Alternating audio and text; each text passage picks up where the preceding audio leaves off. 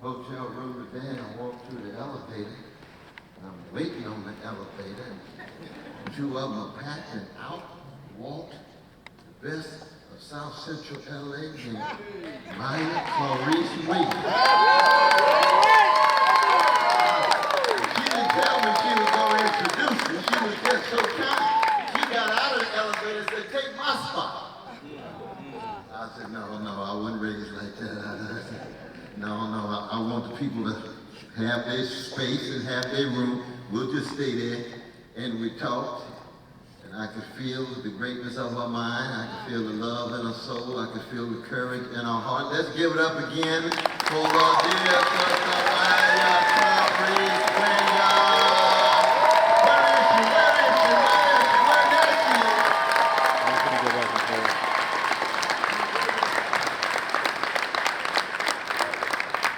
I was blessed to have a Zoom with the one and the only Brother Dr. Eric May. Whoa, I can feel his spirit through the technology and the screen. And he told me he had connections with Mississippi. I said, oh, I understand all of that genius coming out of Mississippi. PhD, Howard University.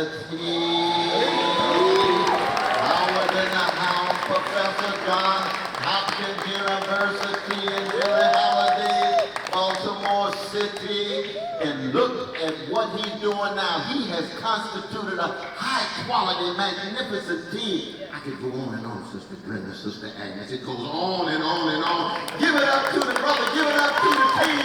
This is what we are here for, to facilitate the lives of young black and other folk. And they do it because they love us. They do it because they love us. And it's fundamentally about the love. Because I am who I am.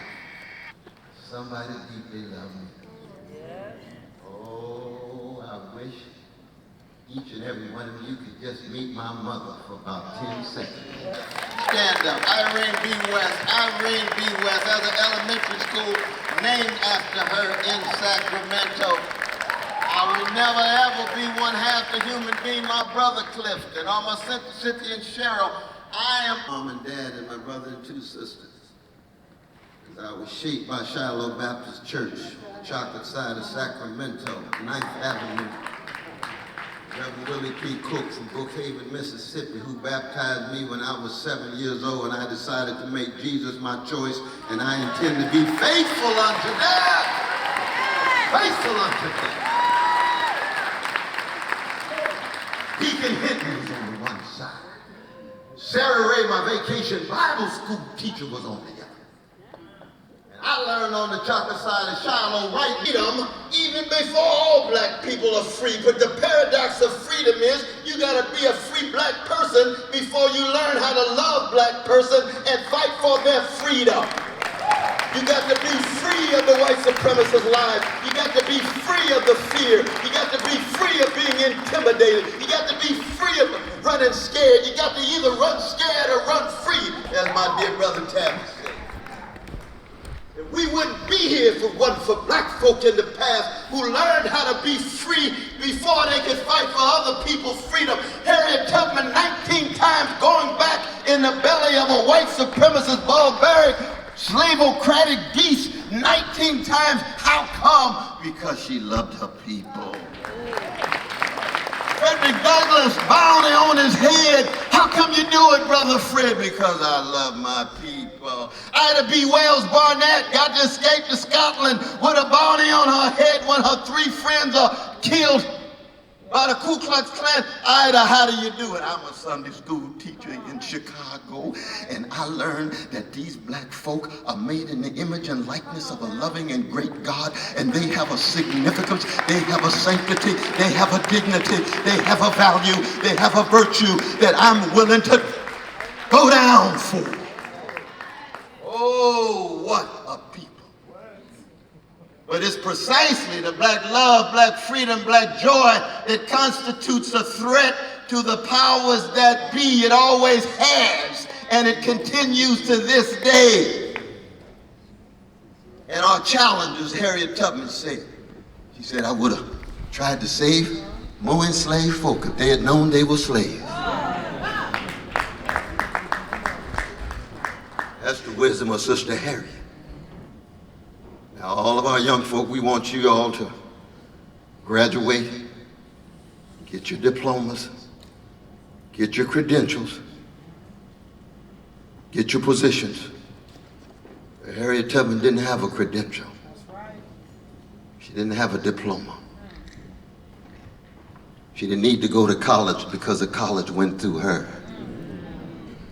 Because the college is about deep education and not just about cheap schooling. You don't go to school just to get schooled. School is about skills and information. Education is about soul shaping and transformation. It's about consciousness raising. It's about straightening your backs up. And Brother Martin used to say, anytime black folks straighten their backs up, they're going somewhere, because folk can't ride your back unless it's bent. You got to have emotion, you got to have unity. Unity is not uniformity, unity is not suppressing variety. Unity is common purpose for doing what? Following the anthem of the Johnson brothers. I'm not talking about Brothers Johnson from LA. God bless them, they can play the guitar. But these are the Johnson brothers from Jacksonville, Florida. Rosamond and James Weldon, sung so beautifully by our dear sister. Where's our sister who sang that song? Where is she? Lord have mercy, you sound so good. And what is it? It's lift every voice. They didn't say lift every echo. Part of our problem now, part of our problem in the past, and we hope less so in the future, is we got too many echoes and we don't have enough voices. You can't be a jazz man or a blues woman unless you find your voice. If you're going to be an echo, you're going to be locked into Mike's basement after dark at 3 o'clock in the morning when they bring you out every Friday night, because everybody know you just a copy and an imitation. You might as well opt for, what does that thing start with, a K? When you go in and they sing a song. Karaoke. Yes. You might as well opt for karaoke. No, we want Donny Hathaway. Yeah, we want Curtis Mayfield. We want Gil Scott-Heron. We want Prince. We want James Brown. We want the Whispers. We want the main ingredient. We want Elvis Campbell. What is it about them? They found their voice. And everybody, just like your fingerprint, young brothers and sisters, you got a voice. But you got to struggle for it.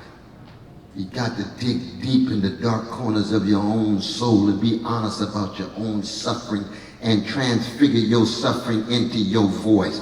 That's Billie Holiday and Dinah Washington. That's Aretha and that's Gladys.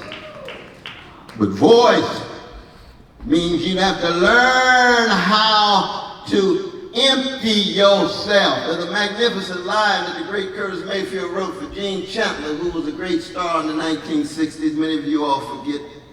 But he wrote a song called Just Be True. And he said, I'm giving you all of me and plan to give even more, baby. You said, wait a minute, you just given everything. How you gonna give more? My sweet love and affection, and even more is in store, baby. Hey, Curtis, Gene, what you talking about? You just said you gave everything, every ounce, and you plan to give even more. That's right. That's what love, that's what black love is. You give everything and you plan to give more, and you wish you had more to give, precisely because you understand that you have been given so much and you would need 3 lifetimes in order to pay the debt that's been poured into you. When you think of those like Malcolm X and Martin Luther King Jr. and Fannie Lou Hamer and Ella Baker, and we ain't even got to Huey Newton yet. Oh, what love. What willingness to serve, cutting against the grain, seeming as if you got the chance of a snowball in hell, but you do it anyway because you know black folk, we specialize in the impossible. Thank God God for an Afrofuturist. Sun Ra understood it. Every concert, Sun Ra would walk out and say, black folk done tried everything possible. I love black people. I'm going to try the impossible. Come with me with my orchestra, A-R-T, like Noah's Ark. Get on the ark. Get on my orchestra. And for 2 hours, I'm going to take you to a place you ain't never been. Just like George Clinton's mothership. Going to take you to a place you ain't never been. And when you get off of this orchestra, you're going to be so fortified. You're going to be so self-confident. You're going to be so self-respectful. You're going to be so ready to fight. You're going to be so ready to swing. And Duke Ellington say, it don't mean a thing if it ain't got that swing. That's change, that's transformation. That's what happens when love is the real thing, the way Ashford and Simpson talked about. Ain't nothing like the real thing. But when you have a voice, you recognize. One of the reasons you have a voice is not because the voices of the living and the quick. You got a voice because you're listening to the voices of the dead. Your grandmama and your granddad. Oh, if I could just put a smile on the face of my grandfather. Pastor of Metropolitan Baptist Church on the chocolate side of Tulsa, Oklahoma. That's where I was born. I was born in the same hospital as Uncle Charlie, every gap there. His mother gave birth in June, Mom gave birth in January, Mom gave birth in June. Moulton Hotel, right there, GAP. Y'all know what GAP stands for? Greenwood, Archer, Pine, Black Wall Street. There was more wealth in Black Wall Street in Oklahoma than any other place in the whole country. New York, Chicago, Atlanta, more money there in Oklahoma. They tried to make Oklahoma all black state. They couldn't do it, so they ended up creating certain pockets. And you know what happened in 1921 when black folks straightened their backs up and organized and all of that black love and joy and freedom and black money was flowing. White supremacists couldn't take it. They burned the whole Black Wall Street down. They ran out of thousands of black people. They killed over 350 of us. And black folk run up to me and talk about, oh, you know what, this gangster Trump and this fascism, I can't take it. It's too much for me. Do you know your history? Do you know the people that from which you come? Do you understand what they went through? Do you understand the circumstances that they had to deal with? Do you kind of understand what slavery for 244 years was about? Where every slave died every 27 years, another 100 years of neo-slavery, every 2.5 days, some precious black baby, a black man, a black woman hanging from that tree that Billie Holiday sang about, that black body swaying in the southern breeze. Oh, black folk, this ain't new. Trump ain't new. Fascism ain't new. White supremacy ain't new. Capitalism ain't new.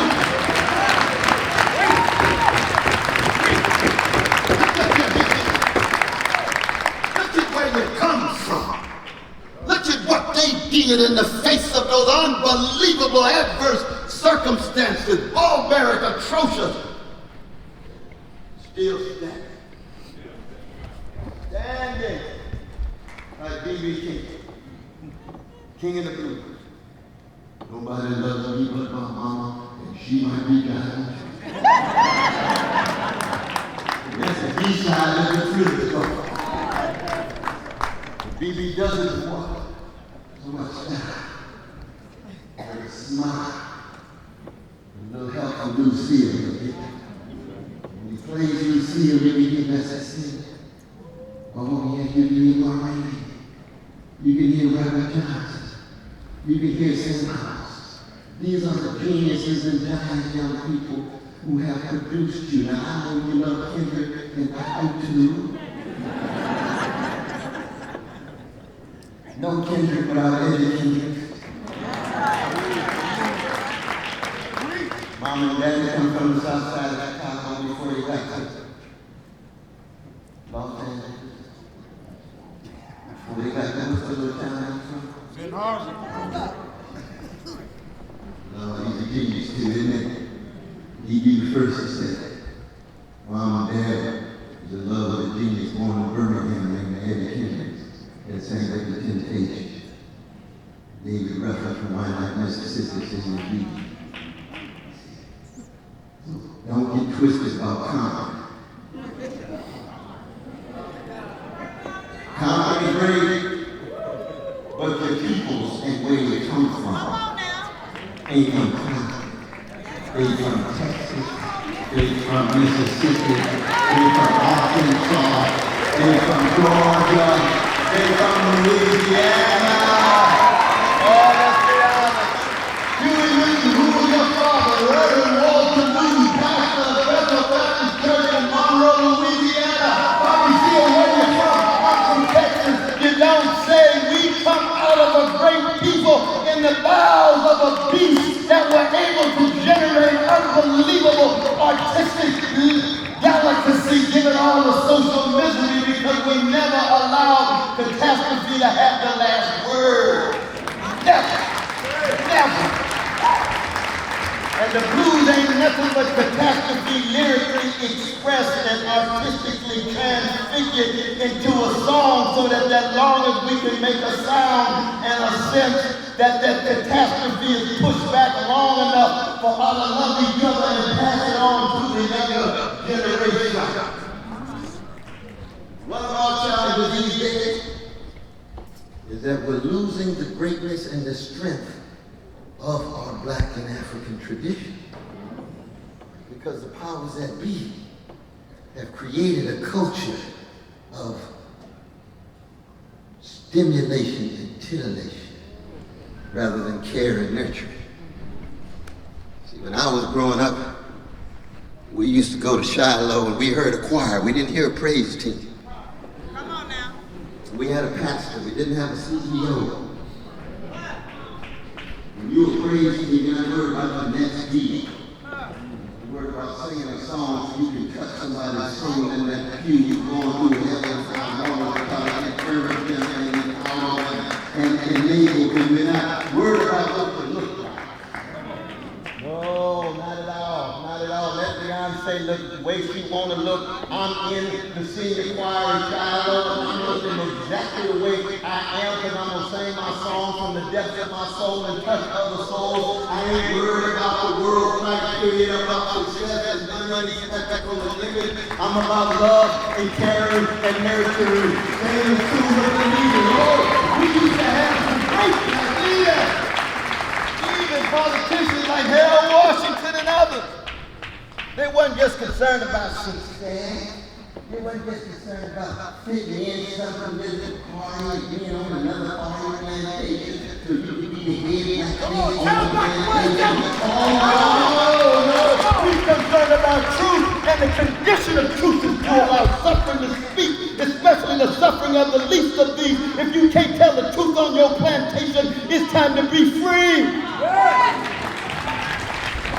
Come on, television, on nationalization, the justification for the head master of the plantation, the head politician that's allowing you to stay in the party and give you access to position. I say, Lord, have mercy, thank God. We didn't have that for 400 years. We still be enslaved.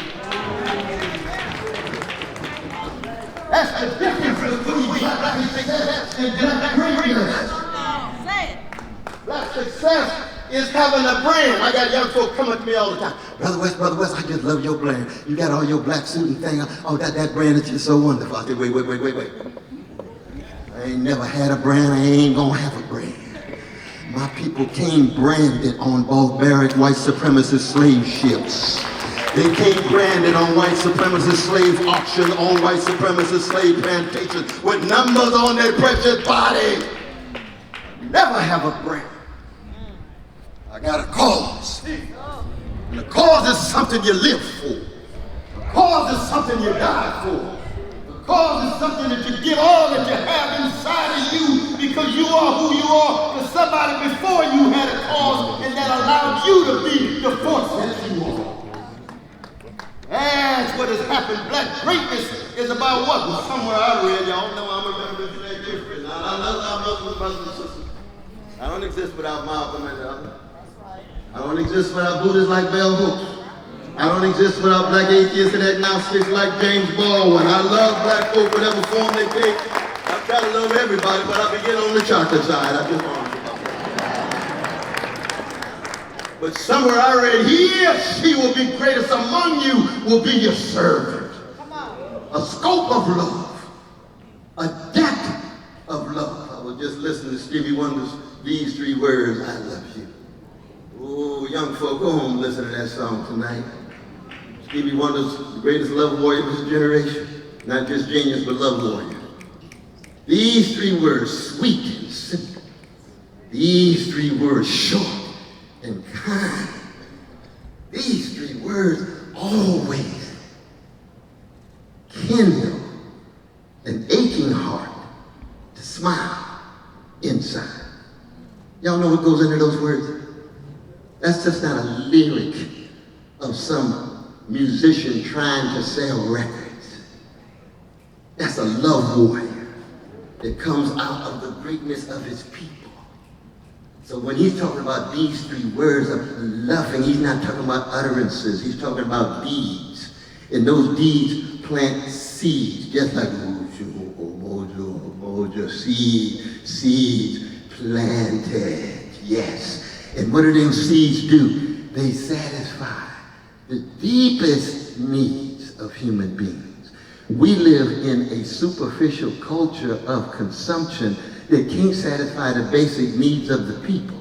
Can't give folk enough food, can't give folk enough safety, can't give folk a doctor with a living wage, can't keep folk with shelter, giving all the precious homeless and unhoused folk. Basic needs unsatisfied, but any superficial needs for titillation and stimulation and distraction and addiction, ooh, they got that quick. Oh, Lord, here come the drugs, here come all the different commodities, overflowing.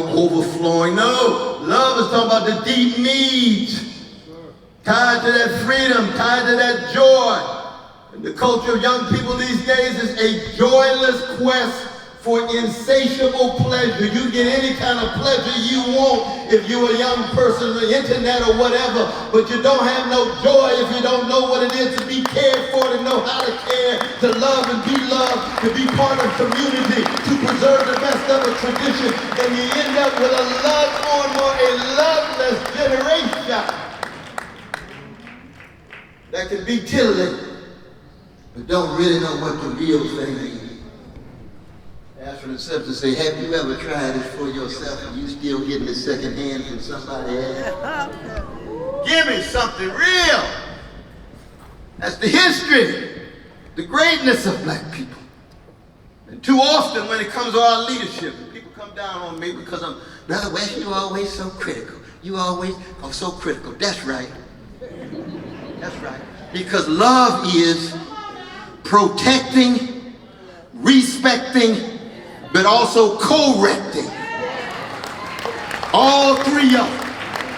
So any black leader, I will protect, I'll pray for you. I don't want you to get done in by white supremacist abuse. I will respect you because you're a human being and because you come out of a great tradition. But if I see you scared, if I see you well-adjusted to injustice and well-adapted to indifference, I will correct you in a very straight and direct way, speaking on the name and the voices of all of those folk who came before. Because I'm a Jesus-loving free black man. I ain't nobody's plantation. If I got to somehow adjust myself, then I'm getting off. I don't have anybody's permission as to who I love. I'm a free man. And too often we got black leaders who walk around like It'll go on the Mojo website. Yeah, or the social media. There should be a recap video we did actually on the Instagram. I think so. I'm hoping. So crazy. We did it yesterday because I knew it was good. We delivered it.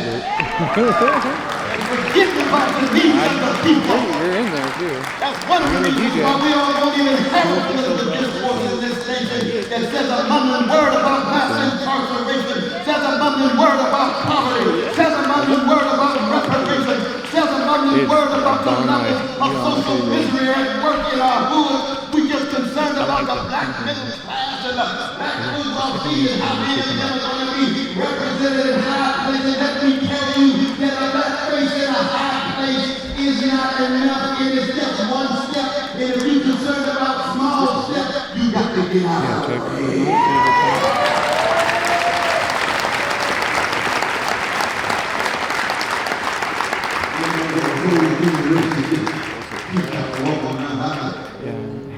Hear my grandmama say, peacocks strut because they can't fly. I don't know, maybe they didn't get approved by them. When the bread is black, something I will preach in history. I'll show you something later, though. Preached by a genius named Reverend C.L. Franklin, who was the father of another genius named Aretha Franklin. Called the Eagle Stirs the Saints. In that sermon, he talks about black folks, eagles, flying in style and nobility, royalty. Ain't got nothing to do with mansions and castles, because he understood that he or she is most wealthy is he or she who has the most of what money can buy. Love, trust, courage, perseverance, community. Took money for you all to give you. Thank God I did. With this spirit, this love, you can't buy it. You can't buy it. You can't put it on the market. You can bring all the black millionaires into the same room, and the phone numbers gonna drop. Because so many of them just deodorized. Can't be deodorized, it sounds like sugar. Sugarfoot. Oh, how clear say, heaven must be like that. Sugarfoot, where'd you learn that from? Learn that in college. Slide, where did you learn that? I learned that on the church side of the lady. And then when it comes to tithes, Sam Cook, Slide Stella, Curtis Nation, never won a Grammy, but nearly won two. What does that say about the world's success? Don't get caught into the world's success. You are measured by the freedom fighters and love warriors of the past that are keeping track of you. It's better to put a smile on Charlie Parker's face with the saxophone than it is to sell 1 million records to think that you're the next Charlie Parker and you know they lying to you. You just so obsessed with your success, somehow you think that you're the next Charlie Parker. Get off the crack pipe. You get success songs. We looking for great black folk who love black people, who find joy and community, who are willing to tell the truth, who are willing to bear witness. And we know it's not solely a function of skin pigmentation, because some of the beautifully looking black people will try to crush you. Some of the beautifully looking black folk will try to discourage you. Now, I'm a Christian, so I love everybody. I love them anyway. And I say, you stuck right now, but you don't have to be stuck there. You can change too. You can be transformed too. I'm not giving up on you. My love for you is unconditional. Now, everybody might not like that. That's all right. Everybody's got to be like me. I'm not worthy of imitation. I'm a crack vessel like everybody else. Just trying to love my crooked neighbor with his crooked and my crooked heart. That's it. Then like D'Angelo say, pass it on to the next generation. And the generation sees it not just in your words and your books, but in how you treat people, how you try to connect. So a love and a grin and a touch and a hug might create a moment of interruption in somebody's life because their life is shot through with so much cruelty and callousness. That's what we need in our community building. And I'll tell you this, the grandest example that I know right now in this grim and dim moment in the American empire as it's undergoing such decay and deterioration is what I'm seeing right now. What I'm seeing right now. But of course, what I'm seeing now is for the most part invisible in the eyes of the mainstream. Because they've always thought that black people don't count. We don't matter. just keep us out of the way, keep us subjugated and demeaned, as long as it doesn't create any threat to the order. As soon as we constitute a threat to the order, you see Negroes on television every show. We need a racial reckoning. Oh my God, we got another George Floyd. We got another situation. We got to do something about black folk. Let that go for about 4 months and it's gone. It's gone. How come? Because it was a brand. It was just a market strategy.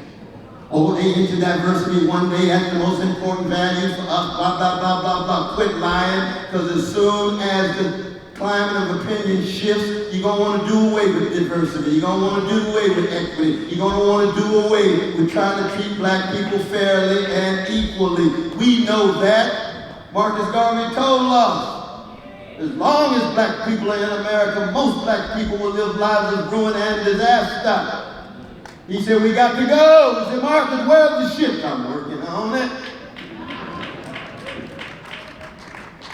You don't have to be a Garvey like Malcolm's exes, Reverend Earl Little, Louise Little's parents, who are Garveyites, who did want to leave the country. But Garvey has not been falsified. Still don't massive about touching black people. Too often living the lives of ruin and disaster, in poverty, decrepit schools, unavailable health care, taught to hate themselves and hate each other.